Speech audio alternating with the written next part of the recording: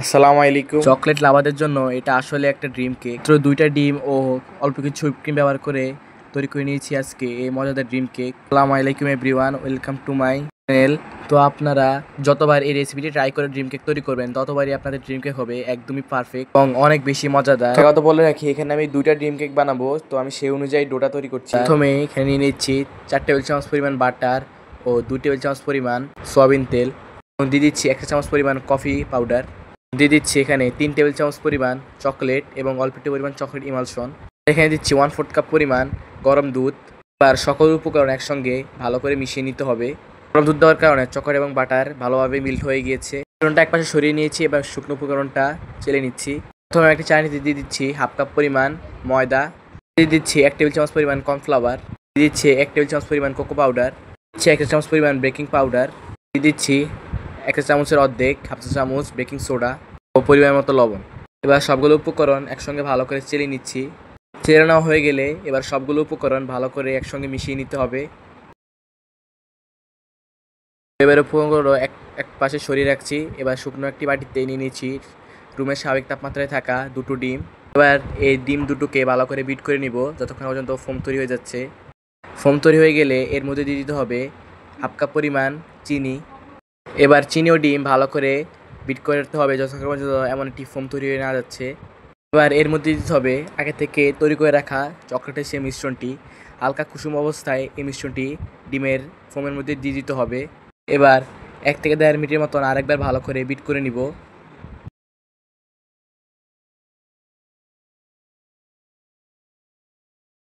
Bit করে নেওয়া হয়ে গেলে এবার আস্তে আস্তে শুকনো উপকরণগুলো ভালো করে মিশিয়ে নিব। তো এখানে আমি শুকনো উপকরণগুলো সবগুলো দিয়ে দিয়েছি। এবার ডিমের মিশ্রণের সঙ্গে ভালো করে মিশিয়ে নিচ্ছি একটি স্প্যাচুলার সাহায্যে। স্পঞ্জ কেকের মতন অতটা সাবধানতা অবলম্বন করার কোনো প্রয়োজন নেই, জাস্ট মিশিয়ে নিলে হয়ে যাবে। তবে খেয়াল রাখতে হবে যাতে শুকনো উপকরণগুলো দলা পেকে না যায়। এবার একটি মোল্ডে কেকের ব্যাটারটা দিয়ে 5 মিনিট থেকে ফ্রিজ করে রাখা একটি পাতিলে বেক করে নিয়েছি কেকটাকে। এবার আমরা চকলেট গানাশটা তৈরি করে নিব। তো এখানে আমি যতটুকু চকলেট নিব আর অর্ধেকটা হুইপ ক্রিম দিয়ে দিচ্ছি, করে মেল্ট করে নিব। দেখতে পাচ্ছেন আমার চকলেট গানাশটা তৈরি করা হয়ে গিয়েছে। তো এবার আমি চকলেট ক্রিমটা তৈরি করে নিব। এবার এই ক্রিমটাকে ভালো করে বিট করে নিব যতক্ষণ পর্যন্ত 90% স্টিপ হয়ে যাচ্ছে। তো দেখতে পাচ্ছেন আমার ক্রিমটা বিট করে নেওয়া হয়ে গেছে। এখন দিয়ে দিতে হবে আগে থেকে সে বানিয়ে রাখা চকলেট গানাশটি। ক্রিমের চকলেট গানাশটি দিয়ে এবার আরেকবার ভালো করে বিট করে নিব প্রায় 1 থেকে 1.5 মিনিটের মতন।